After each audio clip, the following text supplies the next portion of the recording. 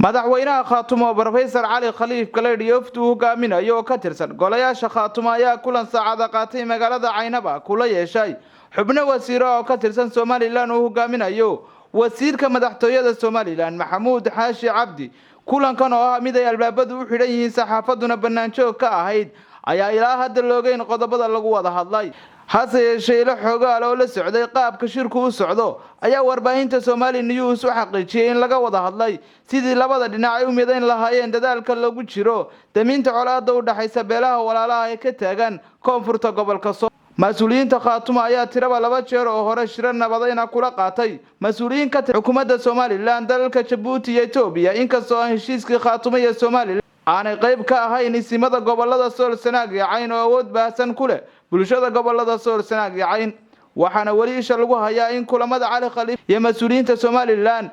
oo wax badan ku soo kordhin karo guud ahaanba amniga guud ee gobolada Sool Sanaag iyo Cayn